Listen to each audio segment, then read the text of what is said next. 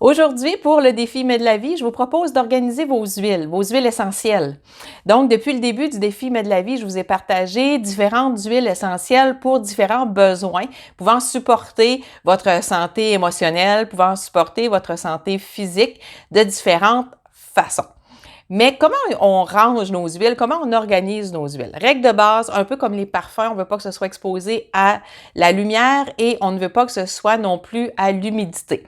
Mais bon, moi je dis la meilleure règle pour les utiliser, c'est de les placer dans les endroits où on les utilise.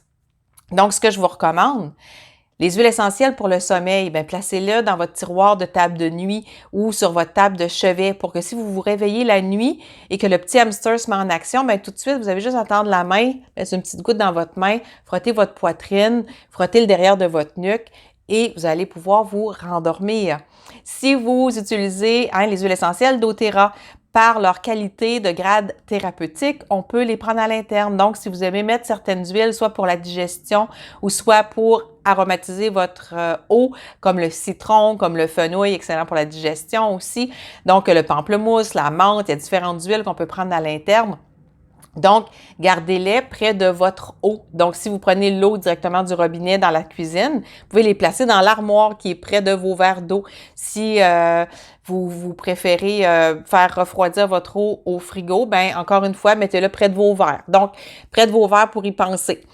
Si vous utilisez vos huiles essentielles dans la salle de bain, si vous mettez une petite goutte de menthe sur votre brosse à dents, si vous mettez de l'eucalyptus, comme ce que je vous ai recommandé dans les coins de votre douche pour avoir un effet spa le matin, donc, gardez-les dans votre tiroir de salle de bain ou avec vos autres produits pour le bain, pour la douche. Je vous ai parlé du brossage de peau à sec. Donc, vous pouvez mettre vos huiles, votre sel d'Epsom, votre sel de la mer morte, votre brosse, tout ça à la même place. Donc, c'est facile d'y penser et de les utiliser.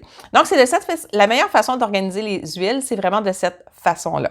Et comme les huiles essentielles aident à supporter, si vous avez parfois des maux de tête, les symptômes du rhume et tout ça, bien, placez ça à la même place que vous placiez vos médicaments, sirops ou gélules que vous preniez. Placez-les à la même place. Donc, quand vous avez un petit mal de tête qui commence, au lieu peut-être de vous lancer tout de suite sur un Tylenol, une Advil, là, peu importe ce que vous utilisez, bien, peut-être dire « Ah, ma menthe poivrée, ben oui! » Fait que là, vous prenez une petite goutte de menthe poivrée et vous massez vos tempes là, derrière, le dessus de votre tête, là, derrière de votre nuque, vous vous allongez 5 minutes et normalement, ça risque d'être passé, de s'être dissipé.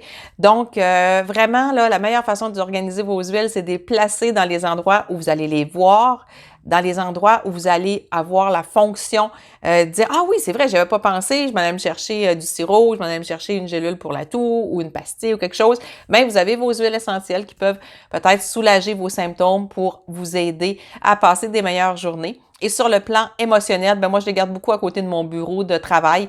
Donc, près de mon ordinateur, j'y vais en fonction de mes besoins, besoin de concentration, besoin de motivation, besoin de calme, de paix.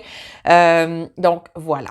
Si vous avez envie d'avoir plus de conseils sur les huiles essentielles, si vous avez envie de les découvrir, n'hésitez pas à m'écrire. Ça me fait toujours plaisir d'envoyer des échantillons aux gens qui ne connaissent pas les huiles essentielles d'Otera parce que c'est là, en les essayant, qu'on constate vraiment leur différence, leur distinction, leur puissance et leur qualité. Donc, n'hésitez pas à m'écrire si jamais vous voulez les essayer. Ça va me faire plaisir de vous parler et de vous en envoyer probablement. Donc, c'est tout ce que j'avais à vous dire aujourd'hui. Alors, allez-y, organisez vos huiles en fonction de vos besoins et du lieu dans la maison où est-ce que vous allez le plus les voir et vous en servir. Bye et je vous dis à demain pour le prochain défi, mais de la vie.